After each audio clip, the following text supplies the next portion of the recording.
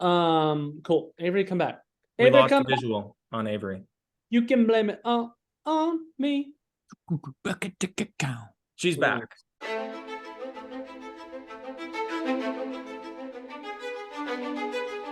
Dude. Today I was on my way to work, and I work in downtown Chicago, and there was a firefighter funeral, RIP. So they shut down all of Michigan Avenue, and I was gonna make it on time, but then I was no longer gonna make it on time because they shut down Michigan Avenue. And I had to hop out and got on one of those divvy rental scooters. So it's on one of those e-scooters, and I was like, I really gotta make it to work. And I'm going the wrong way on a downtown street, trying to get to work, and I see something and I hit it. And I thought it was like a piece of trash, and I roll right over it, and I look back, and I'd broken a rat's neck, and it was squirming, dying on the ground behind me. And I just had to leave it and go to work.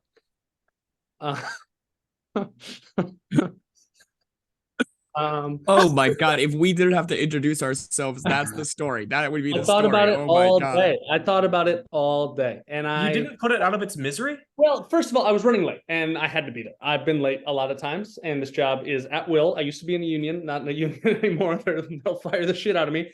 And secondly, even if I had nowhere to be for months, I don't know if I could have mustered the will to go back and stomp the rat to death. Maybe if I had a gun, but I didn't have like if you had a gun, I would have shot the rat. It would literally explode. The rat. It would eviscerate the rat. I'm surprised it didn't explode on the scooter. It like imagine a guy in downtown Chicago coming back on a scooter, pulling out a gun, shooting a rat on the ground, and in the process ruining a firefighter's funeral. Can you imagine if you're in that funeral and you see someone in their wear for work on an electric scooter speeding the wrong way down the road? They hit you don't see the rat, you just see them kind of hit a bump, stop, they go, oh shit. They pull out a gun, shoot the ground, and then continue scootering. I want you to put the barrel of the gun like right up against the rat, like literally, like it's not like from a distance; it's like right there. Boom. All the firefighters hear is a muffled "See you in hell" from the person wearing workwear. There'd be no ricochet, right? It's not. There's not enough for it to live in. Oh yeah, there is not a shortage of phrases you could use from mob movies when killing a rat, though. That would be pretty like, it's a little on the nose, but I'm already shooting a rat in downtown Chicago, so I feel like subtlety is not the. I'm walking here. Not a mob movie. All right. Well, everybody, welcome to episode 2, The Gayest Showman. I am Max. And we're going to go round robin. Who is to my left over here? We all have different orders. I didn't ask who's to your left. I asked who's to my left. Figure it out. We can't see your screen. I know, but you got a 33% chance. You're pointing off screen. You're not even pointing at somebody. You're pointing like off the screen. This is going so well. Avery, introduce yourself. Hi, I'm Avery. I'm to Max's left, and I don't know. I'm a victim of Planned Parenthood. Keep going. There we go. All right, who do we bet is below Avery on my screen? This is not a productive. This is the first. Welcome to the Gaslight Gameshow. This is our very fun opening game we play. Welcome to episode 2, The Gayest Showman. All right, can we start over? Can we literally start over?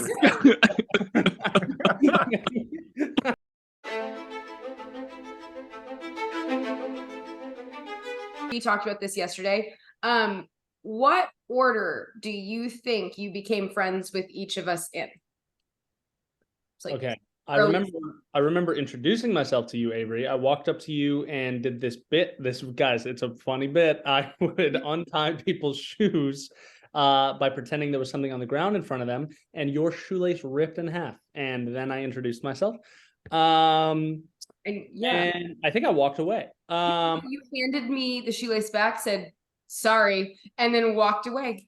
Yeah. And here we are. So I think I don't remember. Oh no, I do remember meeting Josh. Everyone went, there's this freshman coming in. Look at this picture of him shirtless. And I went, I do not want this guy to be in the same theater program as me because I don't feel very good right now. And then he was it Cherry Orchard? Yeah. Was that the first semester or the second semester? First. Oh, so I met Josh first. Never mind. I became friends with Josh first, then met Avery, and then Jeffrey's younger than us, so I met Jeffrey with. Follow-up question. Are you equating met with being friends? Ooh. That is how I go through life, and it has burned me many a time. So, yeah. Okay. Hey everyone, and welcome to episode 2 of Gaslight Gameshow, the only character-driven game show with real-world consequences. Every week, a movie is selected and we all watch it. And every week, each of our 3 contestants write their own review for that movie. But, and here's the twist, not as themselves. They must concoct brand new characters and write in the voices of those characters. Before each episode, they swap their creations amongst themselves. They read each other's work here, live, for the first time, responding to questions as the characters they wrote for one another. The catch, I have to guess who originally wrote what. Every episode has a winner and a loser. Winners get rewarded and losers get punished. No one's safe, not even me. As always, our contestants are Josh Horst. Hi. Avery Baker. Hi. And I'm your host, Max McCune. This week, we have a featured guest, Jeffrey Nolan. Jeffrey, tell everyone a bit about yourself. Is this going to be an ongoing bit? I'm part of the show. Stop, please. Jeffrey, thank you. That's a little bit too much talking for a guest, but we'll accept it. For episode 2, some sadist decided we should watch The Greatest Showman, and they will pay for their sins. But before we listen to what these 3 have to say about the worst movie in the world, we have some business to attend to. Can anyone guess what's next? The punishments. The punishments. That's really good for a guess, Jeffrey. Nicely done. You're picking up quick. On our very first aired episode, I decided it was a good idea to pile all the points onto one player, practically ensuring that the other 2 would tie for last. A contingency we never addressed in previous episodes, because why would that be necessary? Due to that shocking display of lack of foresight, it was suggested that we flip a coin to decide who lost. The coin did not favor Josh. No, it did He not. freaked out. And now he has to listen to Jeffrey and Avery give a presentation on outdoor survival. When it comes to birds, bees, and trees, Josh is a helpless little baby, and we're lucky to have 2 real experts on our team to put his crippling fear of nature at ease. I'll be keeping a close eye on him to make sure he's listening respectfully, and if it seems like he isn't appreciating the hard work Jeff and Avery put into their presentation, he loses a point for the game today. So be good, Josh, and pay attention. You might actually learn something from these 2. Are our 2 experts ready? Yes. Yes. All right. Now, I take it that you have gathered a presentation you would like to share with us? Yes, we have. So I'm going to go ahead and share my screen, and let's see how this works. Thank you, Avery. Our technical stuff always goes perfectly, so I'm sure this will be very smooth. When does my performance of pretending like this is of any value begin? I'm starting it now, and I'm watching closely, Josh. He looks so attentive. All right. Can people still see each other? Yes. Great. Can we go into presentation mode? We can. Oh my God. Oh my God. All right. So, Josh, thanks for joining us today. This is going to be the ABCs of surviving the Minnesota Wild with Jeffrey and Avery. We're so excited to be here and doing this with you. So, actually, Me too. Yeah, good. And you can see their little pictures of Jeffrey and I learning about the wilderness and teaching it to others. So we did a That lot looks like the both of you. I know. Okay, Jeffrey, why don't you start us off? Yeah. Okay. Pop over. There we go. A is for angry ticks. Now, out in the wilderness, ticks are little bugs that live. No! Ticks are little bugs that live in the tall grass that can climb up onto you and bite onto you. And if you leave them on for too long, you can get Lyme disease, which is a really bad one to get. So the best way to get rid of ticks is ticks really don't like fire. So what you want to do is you want to strike a match and hold it close to the tick. So it'll essentially dry up the tick. You want to be careful because if you agitate it too much, it'll projectile vomit into your skin. But if you just dry it up, it'll husk up and fall right off. Matches are the way to go with ticks. Wow, Jeffrey, you seem like a real expert. I'm a Boy Scout. I love that. Okay, B is for bug holes. So speaking of bugs, when you're outdoors and you're trying to survive, specifically in the Minnesota wilderness, there are gonna be a lot of bugs. So it's really important that you dig like 40 to 60 3-inch deep holes all around the area where you're planning to build your shelter. That way the bugs won't crawl on you. They're gonna crawl into their new little holes and sleep there. So don't forget 40 to 60 bug holes and you're good to go. C is for clove hitch. Now, a clove hitch is a super helpful knot meant for attaching one object to something else. One, you can see a picture of the knot there. One object goes in the little hole there. You tighten it up, and then you tie another knot on the other end of the rope. You can't see it, but you tie another clove hitch, and it attaches two objects so you can't take them apart. Good for when you don't want to lose two things. D is for drinking. So a lot of our listeners may not know this, but it gets really cold in Minnesota, like negative 30 degrees. So if you happen to be stuck in a Minnesota winter, it's really important that you're going to drink as much alcohol as possible to keep you warm. E is for external pack and frame. Now, this is a type of hiking backpack that you can do. External pack is when the pack, the fabric of the backpack, is on the outside, the exterior of the backpack. Just a little helpful hint to know about different types of backpacking equipment. F is for fun.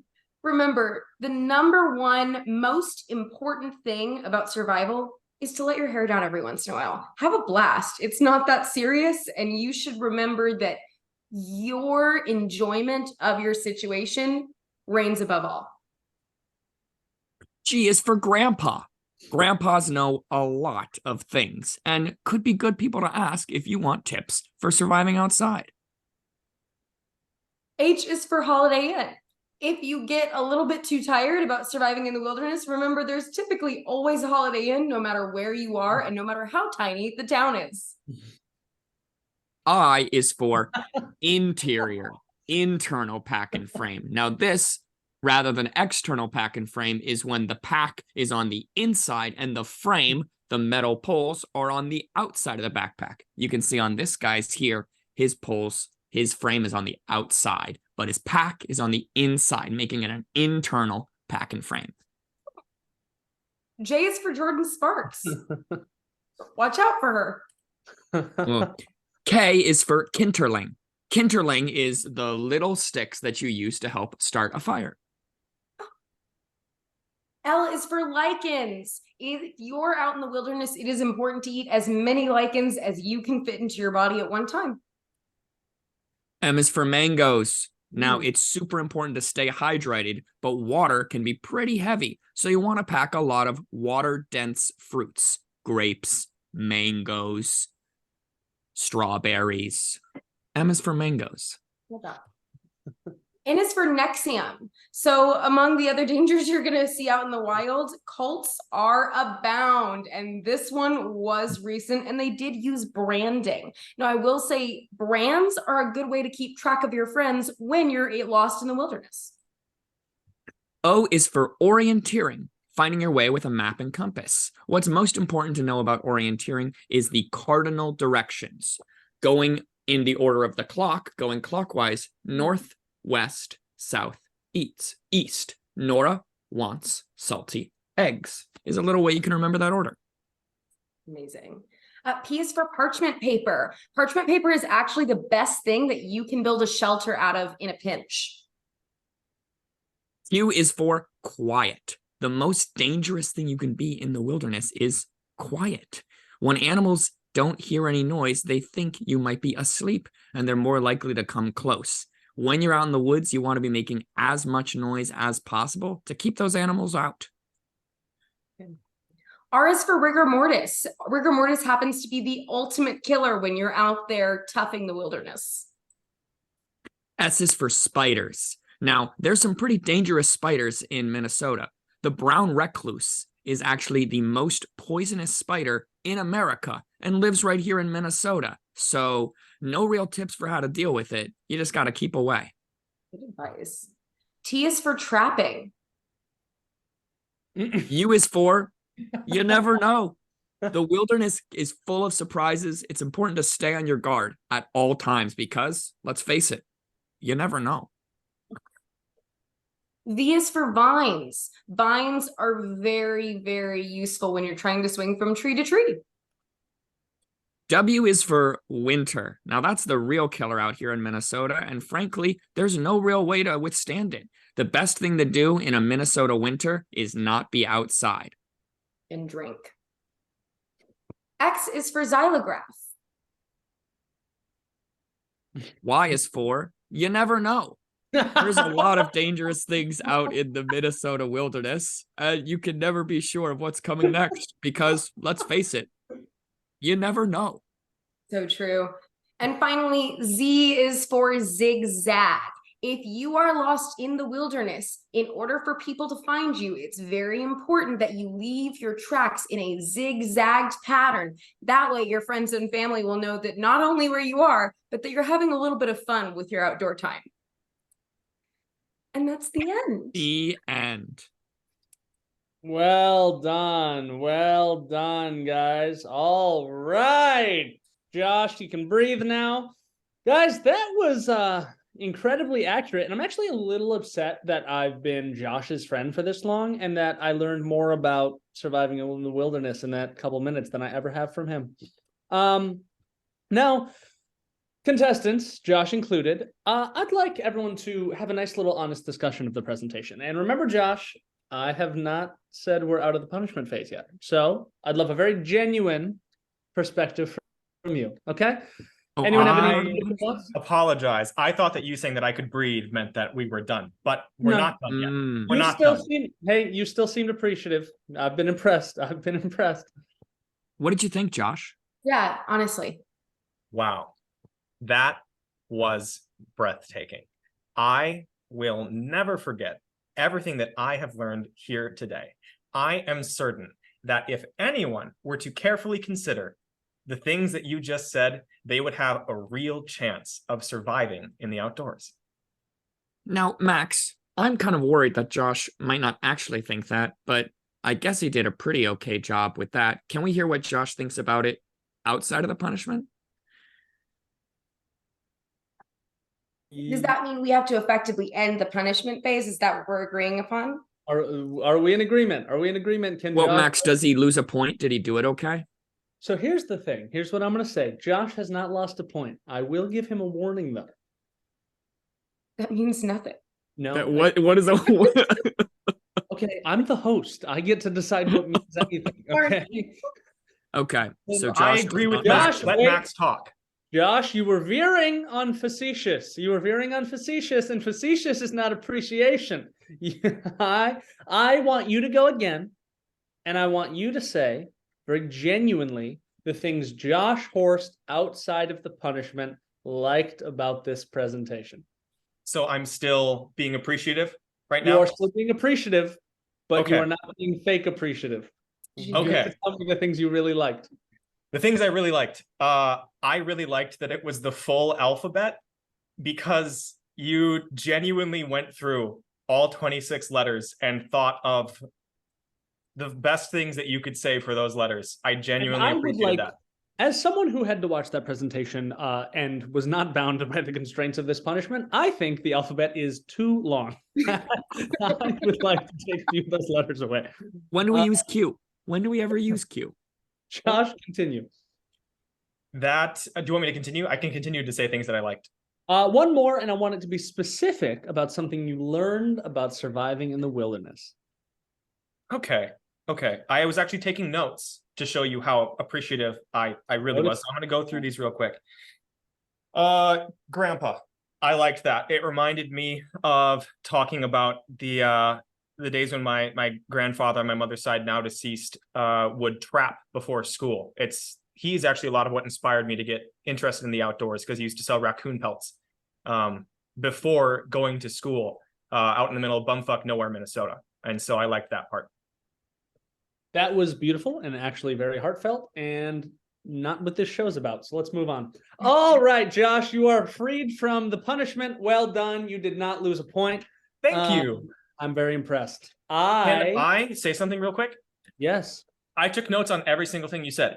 A, for ticks, you should not burn ticks with fire. They will throw up into you can't dry them out. They're going to throw up no matter what. It'll give you Lyme disease if they're carrying it. Bug holes, what the fuck was that about? Okay, that was a bowline, not a fucking clove hitch. Do not drink in the cold. You will get dehydrated faster. Napoleon knew that. You should know it too. Okay, that is an internal frame backpack. F is for fuck you both. Grandpa, my grandpa, the other one, hates the outdoors. He builds clocks. That's what he does for fun. Holiday Inn. Okay, fuck the backpack frame bit. We're really gonna say kinderling. What is that? Like small German children? I hate the ones that Jeffrey does, because Jeffrey knows specifically to like just tweak things a little bit, like the fucking drying up the ticks shit. Insane. Okay, it's talked about it. It's kindling. Okay, lichens are not edible often. Mangoes are fine if they're dried. If they're not, they're going to attract bugs. Do not brand your friends. That acronym is fucking weird. Parchment paper, awful. Okay, I'd like it if you were both quiet right now. Rigor mortis isn't a killer. It's what happens when you're already dead. Brown recluse is not the most dangerous spider in the US. Okay, also, it is the most dangerous spider in Minnesota, but it's not there after really harsh winters. And there are ways to avoid it, Jeffrey. You don't stick your hands in logs and shit. Okay. Trapping, actually, calling back to my grandpa, that one connects. I just put trapping with a big exclamation point, because trapping. Okay. You never know. Do not swing from tree to tree. Winter is survivable. Xylograph, you never know again. And then zigzag. If you are actually lost, do not go far from where you got actually lost. That is upsetting. Okay, that's it. So like zigzag in a circle? We did a lot of research, so. That, yeah, I actually believe them 2 more. That was impressive, Josh. Thank you. I'm actually very impressed by your note-taking abilities as someone who probably should have taken a lot more notes in his life. And 2 things for you, Josh. Are you... Your grandpas are clock builders and raccoon pelts. Are you from the fucking frontier times? And one more thing, kinderling convinced me, and I thought I'd been incorrectly pronouncing it kindling. That's when I said why that kinterling presentation was genuinely dangerous, and that dichotomy you just pointed out, Max, has been the crux of much of my cognitive dissonance my entire life. Clock builders and Hicks. I like that the exact thing that Josh was upset about in the presentation was that we were just going to give wrong information that people would like genuinely believe happened already right here on the podcast with Max.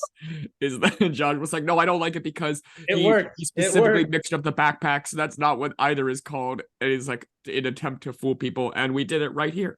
Yeah, backpacking right over my head. When it's weird, it's called internal, and I can see the poles. All right. That was a lot. Thank you, too, for your very well put together presentation. And thank you, Josh, for trying to make sure I don't die in the wilderness. And now we're going to move back on to the movie portion of this movie-centered game show that we are on right now. Now, before we hear what these psychopaths wrote, let's recap the movie. On IMDb, The Greatest Showman synopsis is a film that celebrates the birth of show business and tells of a visionary who rose from nothing to create a spectacle that became a worldwide sensation. Do we agree with the synopsis of the film? Does this film celebrate the birth of show business? Like in the way that show business takes advantage of people who are desperate for love, yeah. Avery very succinctly telling everybody how they roped me into doing the hosting. Josh, you were about to say something? Yeah, I think that it's not so much a celebration of the birth of show business as it was for me a celebration of the death of my hope for art in the future, because it was awful. Mm-hmm. Jeffrey, any last thoughts before we move on? I liked how they had Tom Thumb sit on top of a top hat like he was 10 pounds, like he was just a little gnome. I liked their nuanced portrayal of that. Great. That was one beautiful opinions, especially that last one. I'm impressed. All right. I can tell everyone really thought their answers through before speaking, as you always do. Now, before we jump into the reviews, we're going to hear our ranking of the movie, or our rating of the movie, and a brief, if you can all manage that, explanation of why. Okay? Now, who wants to go first with their rating of the movie? 1 to 10. I'll do it. I would give it a 2. Whoa, coming in hot from Avery. I had never seen this movie before, and mostly because when it was coming out, I think in 2017, I thought the commercials looked really dumb. And then there were a lot of people who really liked it. And so that just kind of, I don't know, something in me told me not to go see it. And I'm happy to say I was right. It was horrendous. It was not a good movie. I did not enjoy a single second of it. And the only reason I'm giving it a 2 is because every once in a while I could appreciate the fact that there were some people in that movie who may have had genuine talent, but were kind of washed over by the fact that the movie was genuinely the most frat boy interpretation of that narrative. It was just awful. That's like a stockbroker's wet musical dream. I'm glad to hear you liked it so much, Avery. Josh, what was your rating? I will give it, I'm going to hop on the 2 train, actually. 2 train, choo-choo. I could be verbose. I really could go off the rails on this because I yelled about it for a while after seeing it. But I'm just going to read what I already texted the 3 of you in our group chat to describe my mental state while watching this film. I'm in a windowless room in Gitmo. They've stuck 6 EpiPens in my leg to keep me awake, and the beatings will continue no matter in what language I plead. Nice. How many languages can you plead in, Josh? Plead 2. Okay. Well, beg. Jeffrey, what is your rating of this movie? I'm gonna give that sucker a 3. Oh, big like Greatest Showman fan over here. Yeah, it's whatever. It's whatever. I like Zendaya and Hugh a lot. I thought they did very good. And I thought some of the dancing made me want to dance myself. So I liked the dancing. I thought the dancing was super fun. I like dancing in movies. So, but in terms of, plot and liking it, that's the other things that brought my numbers down. Gotcha. Well, thank you, you 3. That is we got a real wide variety of ratings there. I'm glad we're so torn on if we like that movie or not. I love that we're isolating a certain demographic immediately. Like, this is episode 2 and we are really coming after some people who are not going to listen. If you don't agree, if you really like those movies, you can still watch this game show. Just so everyone knows, I don't like these 3 people. I am here. So it's not true. I like 2 of them. All right. Let's move on to the reviews. We're going to go over the specifics. These 3 watched The Greatest Showman and randomly generated a name, age, and location for their character. Everything else you hear is all them. They used these prompts to create a character and then wrote a movie review in that character's voice. You'll hear each of them read 4 main sections: character bios, get to know you questions, improvised responses, and the movie review. And all 4 of these sections will be spoken by them in character. All but the improvised responses have been written for them beforehand, and this is also the first time the contestants have seen each other's work. They're reading the reviews and embodying these characters here live for the first time. Essentially, it's a cold read. They may very well have no idea what they're about to say. And I have no idea which of them made what character and corresponding review. They've shuffled their creations around amongst themselves to confuse me. The writer is not necessarily the reader, and I have to guess who wrote what. They're trying to trick me because if I get them all wrong, I lose. But if I get even one right, then whichever one of them I score the lowest is the loser. No matter what, someone's getting shafted. There will always be a loser, and losers get punished. Now, we're going to start by getting to know each character with a structured interview, do some off-the-cuff Q&A as a group, and to finish it off, we'll hear the reader's movie review. All right. Our first reader is special guest Jeffrey. Jeffrey, please introduce your character and give us the title of your review. My name is Abraham Stokes. I am 25 years old. I live in Virginia Beach, Virginia. The title of my review is Dreams Aren't Real. Nice. I'm excited to hear that, Abraham. Abraham, would you tell us a little bit about yourself? Hey, listen, can we actually redact my name, age, and location? I don't know why I said that. I don't really want to talk about myself like too much. I mean, I can a little bit. I thought we were here to process the movie, but I work in insurance. I know, so exciting. That's how I get the girls. I'm into girls, women, older women are my preference, so we know that. Not that I haven't had like gay thoughts. I mean, we all have. Sometimes the subconscious plays tricks on us. That's life. Even weirder stuff. Real quick, so I was serious about my name, though. I'm no one. I'm no one. Also, real quick, acrodysplasia scoliosis does not affect mental development. All right, did you know that? I just learned that, which is funny. So please, remove my name from this. I just want to talk about the movie. Can you blur faces? I'll get my tech team on it. A, can I call you A? Can we do a different letter? All right, C. Mr. C here. Mr. C, thank you. I'll tell the editors to do that all that in post. All right. Now, I often say things they have to edit out.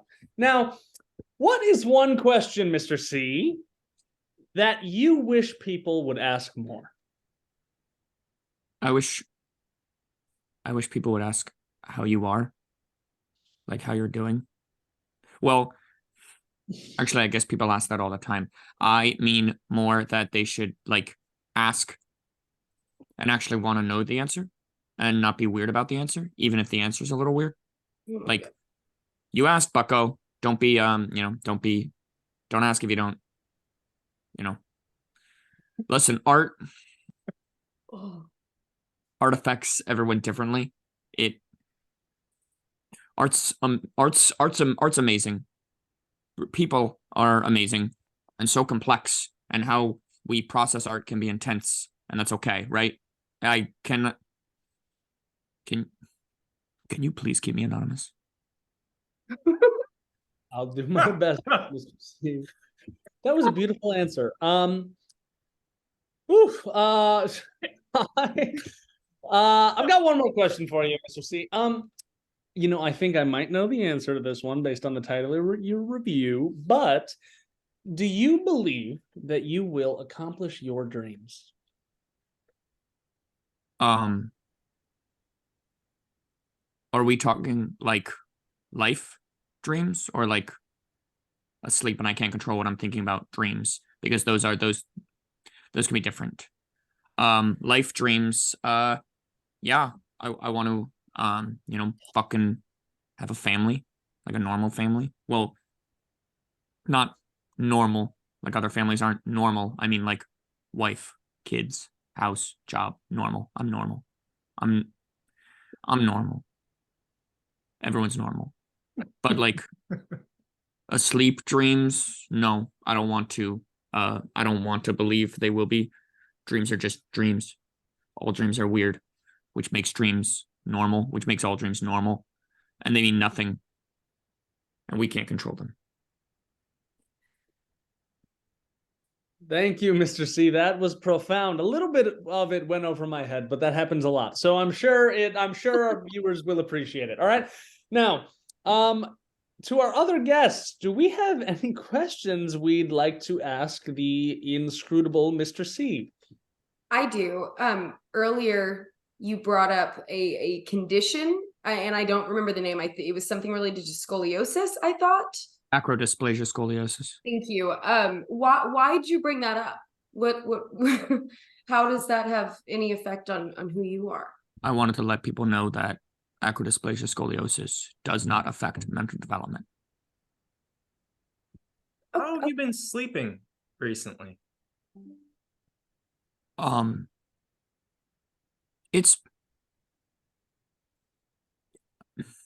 I think that being awake has a lot of benefits.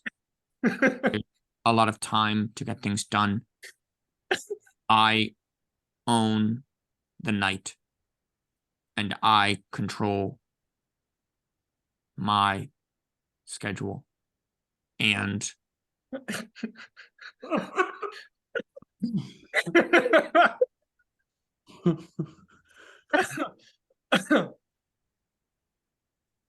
that's what I have to say about that. That's the end. All right. Thank you, Mr. C. That was a real uplifting first round. All right. Now, what does everyone think about the character, the anonymous Mr. C? You want me to say what I thought Maybe we want to hear the review first. about the movie? Oh, you're right. You're right. I was getting pretty caught up in the character. I know I'm right. I forgot that there was other stuff to ask you, Mr. C. Talks about him. Now, Mr. C, what did you think of the movie The Greatest Showman?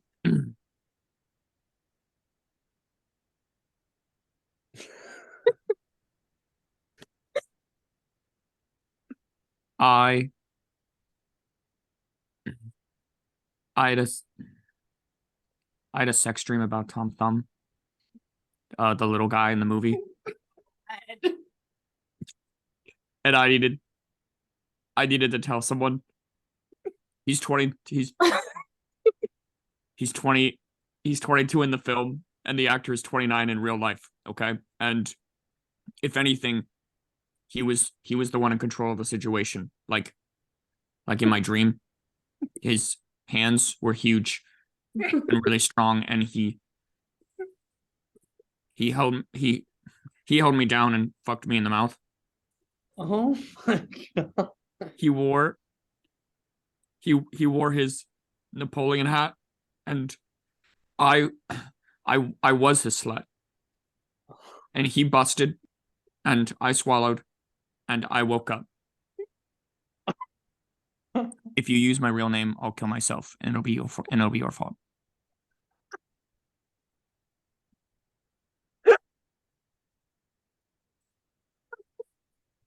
So Okay, Mr. carry that with you. I'll do my best. I will. You probably should have led with not saying it, but I'll do what I can. Okay. Is that the end of your review? Please say it is. You want more detail? No, I'm good. Thank you. Okay. All right. Now we get on to the group evaluation of our first character. What did we all think?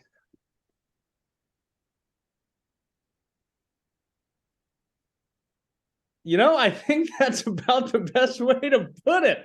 All right, everybody. Strong start. Right off the bat, I'm supposed to guess who wrote that. My initial thought is gonna be Jeffrey himself. just because of the shocked reactions we all had. Now, I'm not saying it's locked in, but initial thought, Jeffrey, I think you're responsible for that fucking whatever that was. Our next reader is Josh. Josh, would you please introduce the title of your character and go, well, the name of your character and give us the title of your review? My name is Melissa Higginbotham. I am 55 years old, and I live in Boston, Massachusetts. The title of my review is Choices. Amazing. Nice to meet you, Melissa. Now, Melissa, would you tell us a little bit about yourself? Hello, hi. Right, well, like I mentioned, I'm Melissa Higginbotham, and I am currently the drama teacher at Mark Robert Michael Wahlberg Boston Public High School. This year actually marks my 25th year teaching at MRMWBPHS, which is great. Gosh, what else to say? Certainly being the only teacher running an entire department in a school of over 800 has its challenges, especially now that our department has grown so much, which is just, what else could you want, right? When I started in 1997, it was nothing like it is now. Back then, it was pretty much just the girls and some of the more colorful boys in the program. It was all Wicked and Rent and Mamma Mia and High School Musical until 2011. After Book of Mormon premiered, I started to notice a lot more boys. And not just boys. No, these were straight boys. And now it's not just class clowns and improv guys. Now we have student athletes. Now we have super seniors. Now we have boys who would have previously bullied the drama kids, just 2 punches short of a full-blown murder. Now they want to sing. Now they want to dance, which is so great. Amazing. I'm happy for you, Melissa. That does sound great. Now, Melissa, if you could speak to one deceased person for 30 seconds, who would it be and what would you say? Good question. Good question. Wow. I'm not sure if this counts, but I definitely have 30 full seconds of words for whoever convinced the boys who give boys boners like Ryan Gosling or Ryan Reynolds or Zac Efron to sing and dance. My question for them is, where do they get off? You know, I mean, why disturb the natural order of things? You know what happens when they do that. You get Dwayne "The Rock" Johnson collaborating with Lin-Manuel Miranda, that's so crazy, right? I'm beginning to think you might not actually be as excited as I thought you were, Melissa, but I won't judge too quickly. Now, one more question for me, at least. Melissa, what was the scariest moment in your life so far? When I walked into my first period class, the day after taking a sick day to learn that the substitute had shown The Greatest Showman to every single one of my classes. Every single one. Even my ethics in the arts class, designed to be a blow-off class for football players who wouldn't otherwise graduate because their brains have been liquefied through glorified child abuse. I knew something was different that day. I could feel it in the way loved ones feel Grandpa's death rattle right at the end. This was my Vietnam. And the only way to fight a war crime is with a war crime. Descend into darkness. Wow. Oh, okay. Interesting. Now, Josh or Avery, do we have any questions for Melissa? My name is Jeffrey. We forgot because you're a guest. Sorry. A special guest, Jeffrey. Sorry, Jeffrey and Avery. Do we have any questions for Melissa? Yes, I have a question. Melissa, do you have... I've heard you say a lot of shows you don't like. Do you have a favorite musical? Brigadoon. I love Brigadoon.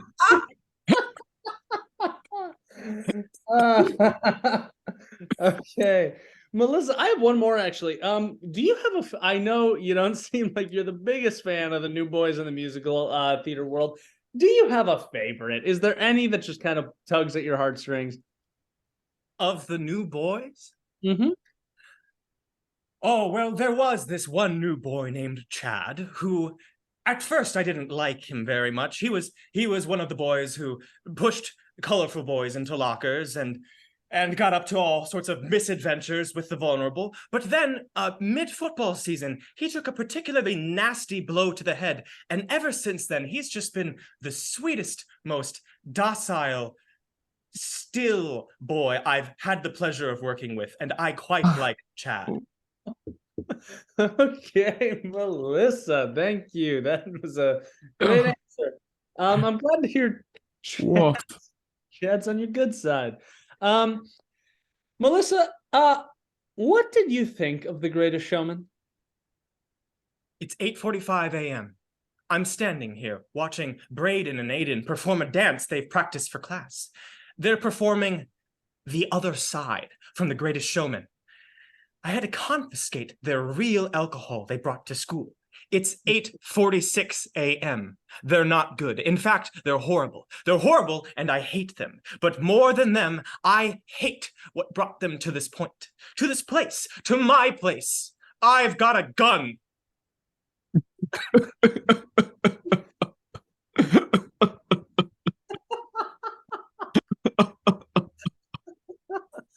Oh,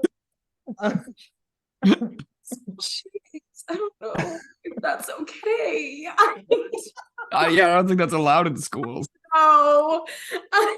Oh. Ooh, is okay. that the end?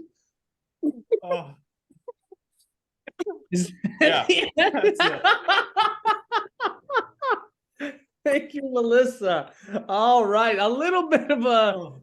cliffhanger at the end there, Melissa, but I'm sure we're all dying to see how it ends.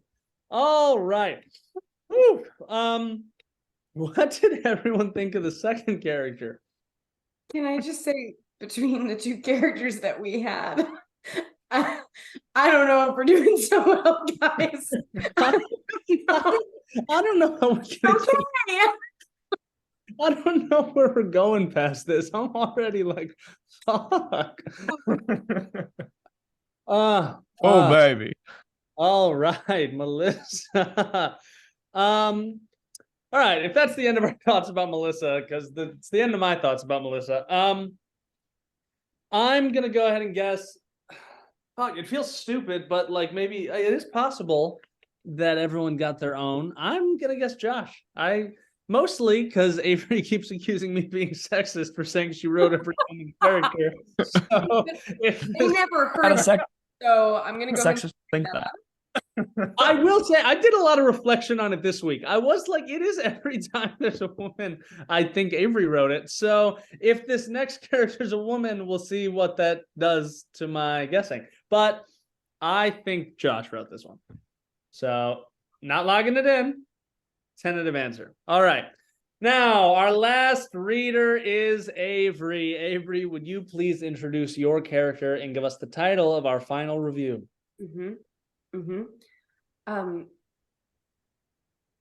My name is Arlene Proctor. I am 55 years old. I live in Colorado, and the title of my review is There Is Singing in the Circus, and Now I Can Sing Too, song attached below.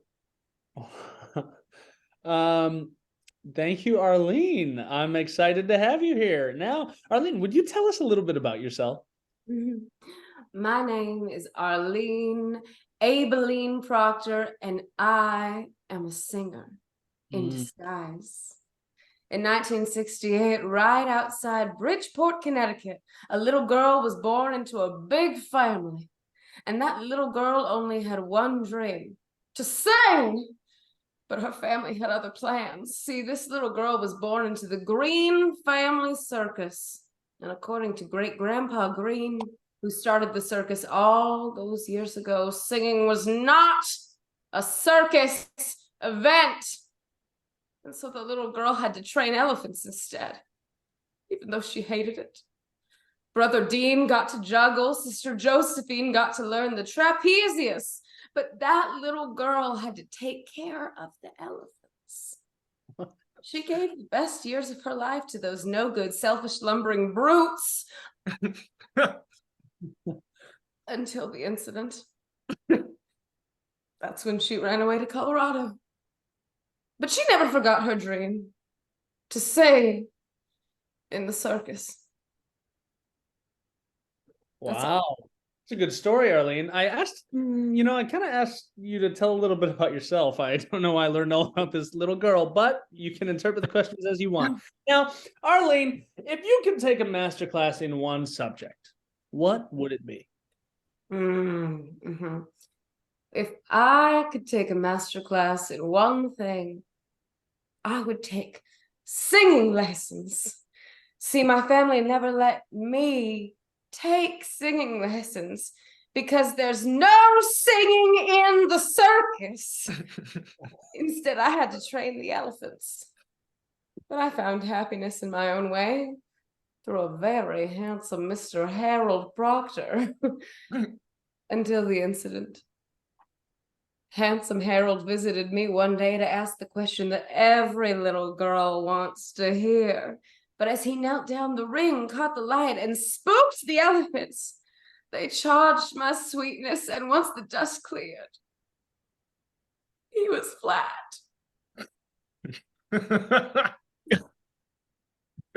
Right. Well, now, Arlene, this seems like not a great time for the question I'm about to ask, but if you could talk to one dead person, who would you talk to and what would you say?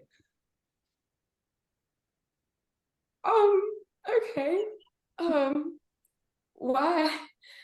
I would talk to Great Grandpa Green, if we're being honest, and I would say, Great Grandpa Green, how are you? And then, why is there no singing allowed in the circus? And then I tell him, if I ever see even one circus with a singer, I'm gonna force the Green Family Circus to start letting me sing. And then no one can stop me. I'll sing all day long. I'll sing about anything. The weather, the news. I'd even sing a movie review. But I guess I'd have to wait until I see a circus with a singer. That was a curveball. I hope you get the chance. I hope you get the chance, Arlene. All right. That's the end of my questions. Does anyone else here have a question for Arlene? Do you have any other, do you have any positive memories of you and the elephants? Sure. When I first met the elephants, and there were elephants, not just one, I was the elephants trainer. I remember Great Grandpa Green, he handed me a little peanut and he closed it in my hand and he said, "These belong to you now." And I thought he meant the peanuts. But no, he meant the elephants. He took it out of my hand and you know what? The answer is no. I don't think I do have any good memories. Well, thanks for trying anyway, Arlene. Those peanuts sound pretty good. Oh, no. Oh, wow. I don't think anyone's not enjoyed a circus as much as Arlene until I watched The Greatest Showman last week. All right. Now, what did everyone think of our third character, Arlene? No, I want to give my review of the film. I keep trying to skip over the movie. I'm sorry, Arlene. I would never try to take away your spotlight. I'm not your great grandpa. Now, would you tell us a little bit about what you thought of The Greatest Showman? Yes. There was singing in the circus. If Mr. P.T. Barnum can sing in the circus, then so can I. Do you hear that, Mama Green? Do you hear that, Papa Green and Brother Green and Sister Eileen and Brother Sean and Sister Jolene? There is singing in the circus. I feel like the sun is finally shining. I feel like the birds are singing.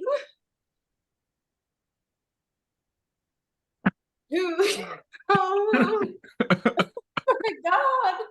I'm so overwhelmed. Today is a wonderful day.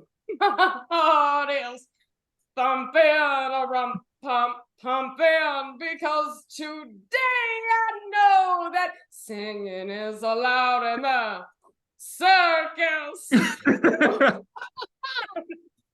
No more happening, sneaking and hiding. My sourpuss frown. Once they hear my dulcet tones, they'll let me run in the circus.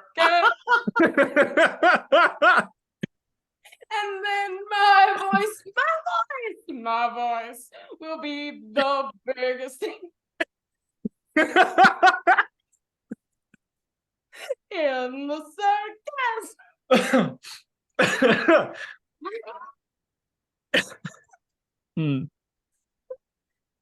Once I eliminate some very wrinkly targets,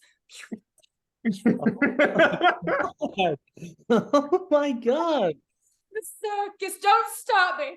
I will train the tightrope walkers to make a tightrope all the way to Africa. Once I run this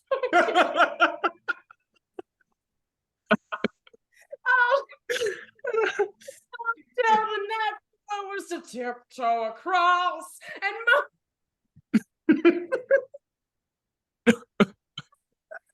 murder every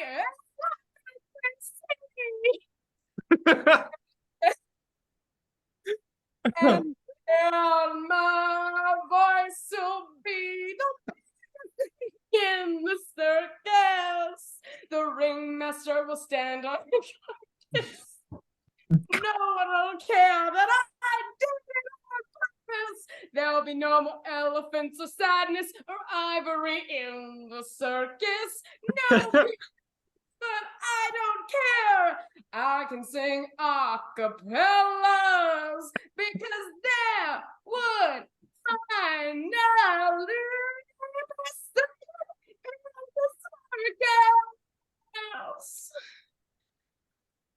Woof. Arlene. Cannot believe I tried to skip over your movie review. Oh, thank God you attached the song to your review. I can listen to it as many times as I want. On iTunes. Oh, is that the end? I don't want to catch. The end. I think Arlene's dead now. Okay, encore. Just kidding. I'm good. All right. Now, what did everyone think of the third character, Arlene? I thought Arlene had a lot of heart. A lot of heart. Yeah. I was glad that she finally got to sing. It was clearly a dream of hers, and I'm glad. Is that the second death threat we had in a review today? And a suicide threat. We're racking them up. We're racking them up today, guys. Yeah, we have fun on the show. Yeah. All right. Now, I am going. This one's hard. I'm supposed to guess. I'm gonna tentatively put in Avery for this one, but I'm going to revisit. I'm going to do some thinking. Right now, I'm giving everyone their own, but I don't think that's what I'm locking it in. We'll come back to this. We're going to move on to the next section. Now that we've heard all the reviews, I don't know why I said all like that. Now that we've heard all the reviews, we're going to hear everyone's fuck, marry, kill rankings for the three characters we've been introduced to. All right. Who wants to kick us off? We got Arlene, Mr. C, and Melissa. I think our special guest should go first. Yeah. Special guest Jeffrey Nolan. Let's hear your ranking. Yeah, thanks. I would marry Arlene because she seems like the only one who's happy and just generally happy, I think. And so I would want that. And I think I would have to kill Melinda because as a straight theater boy myself, I think I would be worried about the consequences of leaving her alive. So, and that leaves by default Mr. C to fuck, which I think he would not handle well. But that is the last option. Ooh. Anyone want to follow up? I'll go. I would have to also kill Melissa because I feel like she's gonna commit crimes against children. And I feel like that was the darkest thing there. I'm actually the same answer as Jeffrey. I think I would marry Arlene because I think she has dreams, and I think that's nice. And then I think I would also fuck Mr. C. I don't know, maybe I feel like he'd learned that he wasn't as into it as he thought he was going to be. So I feel like I could help on that journey of self-discovery. Nice. Josh, what about you? I'm gonna marry Arlene. I'm gonna, all in all, I'm gonna fuck Mr. C. Because if Jeffrey fucks him and screws him up more, and then Avery fucks him and he thinks he's getting back on track again, I'm gonna come in and fuck him one more time, just to bring it home. I don't care what I do with the other two. I'll fucking kill him or marry him. I don't give a shit. No, can we also talk about that? No one's ever played Fuck, Marry, Kill in the way that the action is chronological based on what other people have answered. I've never played where if I pick fuck, it's after 4 other people did it. But I will say, I actually think I actually found Mr. C the least unlikable, or not unlikable, but least unbearable. Just because he was more withdrawn. I feel like it'd be easier to ignore than the other two. But I'm gonna marry Arlene. I'll take over the elephants. That sounds awesome. She can sing all she wants and I'll hang out with the elephants. I'm gonna marry Arlene. I'm gonna kill Melissa. She is fucked up. She should not be. She has a gun. She's still gonna kill the kids. And I'm gonna fuck Mr. C because I think those repressed urges will make it pretty good. Mr. C is getting. I think all would you do it after Josh? Even after Josh. Not even. I just mean, like, are you falling in line chronologically? Apparently, I'm just the sloppy seconds of the whole gang because everyone picked Mr. C. Oh, I love that. Now, my blind ratings of the writing and reading before I found out who wrote what. All right. The categories are, as always, for 3 points, my favorite review. Which review was holistically the best written? Now, I'm going to give all the categories first. For 2 points, the funniest written review. Which review made me laugh the most? And for 1 point, the best improvised response. Which contestant had the best improvisation in character? All right. So, I'm going to work backwards this time. The best improvised response was Josh as Melissa saying Brigadoon. That was some of the hardest I left the whole episode. Not only coming up with Brigadoon off the top, but the delivery. Killer. That's 1 point. 1 point for Josh.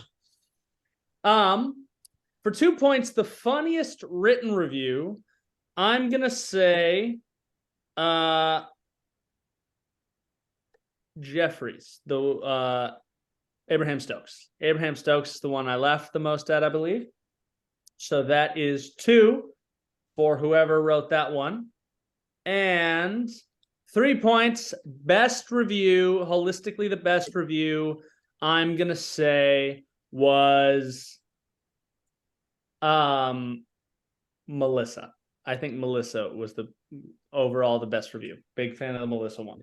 So 3 to whoever wrote Melissa, 2 to whoever wrote Abraham Stokes, and 1 straight up to Josh. Now, I'm going to guess who wrote what. I have to guess who wrote each review. You guys are going to record your own score. If I fail to guess the correct writer, the contestant author gets 1 point. But if I do find them out, they lose 1 point. And if I fail to guess any of the 3, I lose, which I do not want to do. Let's start with review number 1, read by Jeffrey. All right. Abraham Stokes, I believe, was written by Jeffrey himself. Locking it in. Locking it in. I think number 2, I think Melissa, read by Josh, was written by Avery. I'm switching them. I think that was Avery. And I think number 3, Arlene, was written by Josh. Locking them in. Locking them in. All right. Let's figure out where these points go. Who really wrote review number 1, Abraham Stokes? I did. Did I get all 3 wrong? Oh, fuck me. God. I almost guessed you because I was like, no one else would write the bust in his mouth thing. Fuck. Be absolutely right about that. It's hard. All right. So that's a point for Josh. Who really wrote review number 2? I did. Did I get that right? Did. Oh, yes. Okay. Woo, that was a clutch last minute switch. All right. So that's -1 for Avery. Okay. And that means Jeffrey wrote Arlene. So that's +1 for Jeffrey because I did not guess him. Mm-hmm. So here's where we watch Max do math live. We have the whiteboard, so we can just hold it up. Got We it. That's why it. we have the whiteboards. Awesome. We're going to let them do their work. Okay. On the count of 3, you are all going to put up your whiteboard and reveal your scores. 3, 2, 1. Fuck me. God. All right. So, Yes! Josh, last week's loser is this week's winner. And Avery thought she was going to lose, but Jeffrey beat her out by 1 point. And Jeffrey is our loser this Max, week. if you had guessed how you originally thought you would have lost, I knew you gave away all the points, and I was like, oh, thank God, Max is going to guess wrong, and I won't lose. Fuck! Well, Fuck! done, I'm gonna be honest, everyone. I think you would still lose. No, if Max guessed them all wrong, he's right. automatic lose. That's a part of the Well game. done, everyone, but Jeffrey. Thank God for my last minute switch. I did not want to be punished this week. Okay. Now, oh God, that feels good, doesn't it, guys? Doesn't it feel good to not lose? I'm shocked how relieved I feel. Like, Oh my God. shocking how punishments have gotten themselves into my psyche. No, I actually am upset at the premise of the show. Actually, For anyone listening, like, we actually don't want no, to. this is not fun to me. They had to convince me to do this because I was Super hard. like, I'm not bought in, and you guys are already bringing up punishments. So as long as I can eke by, I'll be good. All right. So for each member of the game show, we've compiled tailor-made punishments. We're going to review our list and find something truly awful for them to do. And since Jeffrey lost, you're going to put yourself on mute so we can take a minute to discuss what will be done with you. And if you watched last week's episode, you will know that I learned that doesn't mean Jeffrey can't hear what we're saying about him. It just means we can't hear him. So that you thought that. Yeah. Now, we can say whatever we want, but we will not hear anything as Jeffrey is forced to listen to us deliberate. I fully get this now. Locked in. All right. Mute yourself, Jeffrey. He's muted. Awesome. I'm learning a lot about muting. I like that it's a progressive journey. I think that's Yes. kind of beautiful. I'm excited to see what next week brings. All right. All right. Punishment for Jeffrey. Punishment for Jeffrey. What's something he would truly hate to do? There are so many good ones for him, I feel.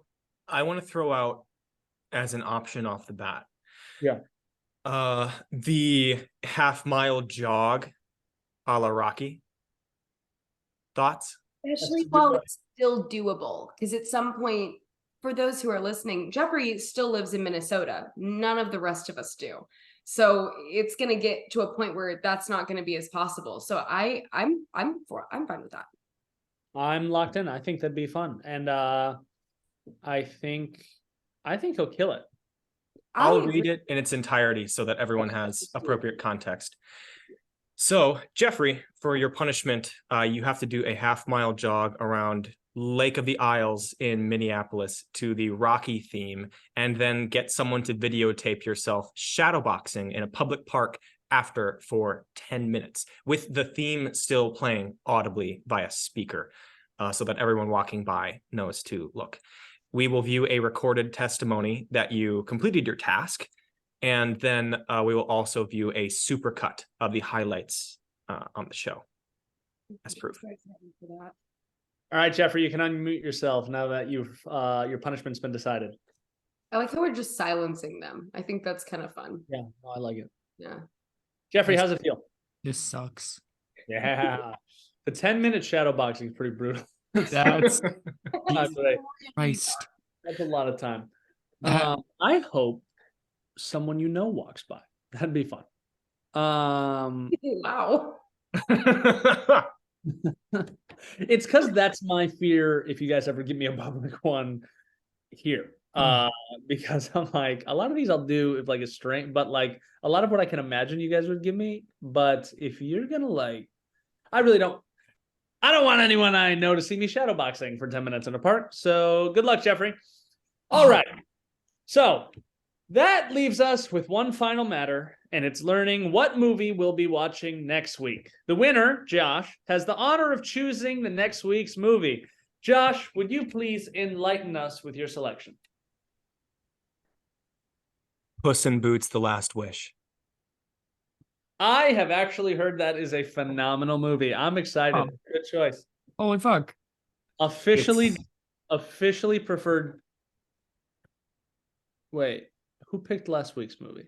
Jeffrey. I don't know. That's why he lost. Officially preferred Josh to Jeffrey. Oh, we switched the loser and the winner. Avery, you're really skating by in the middle. We're gonna. I don't have to do anything so long as I don't lose. That's not how the game works. All right, so for next week, we are going to watch Puss in Boots: The Last Wish, Antonio Banderas' crowning achievement. Is he still Puss in Boots? He is. Yeah. Awesome. Good for him. To our audience, please feel free to watch along with us. I've heard it's really good, and you'll feel more in on the joke next week. Do we all feel good about this one? Oh, yeah. Yeah. Amazing. Pretty fast. I'm excited about this one. All right. Now, everybody, that was episode 2. If you like this garbage, keep on eating it. Watch Gaslight Gameshow on YouTube, listen to us on Spotify, and support us on our other platforms. We'll be coming out with a new episode every week, and we'd love to hear from all of you. Comment, reach out, be loud and annoying. We love that, clearly. And if we get an undetermined amount of that interaction, we'll figure it out. We'll do highly questionable stuff, especially Josh. I think we could push him to some limits. Not even a push. He would just do it. He would just do it, but now don't tell them that. Oh, sorry. Yeah, we would have to push. So we're gonna do some of that highly questionable stuff to promote our garbage and give us things, attention, money. Also, anyone curious, got my car out of the pound, got my car back. Huge. Paid $1,500 for a $400 car. So please tune in for more torture in the future. Bye, everybody. Goodbye. Goodbye.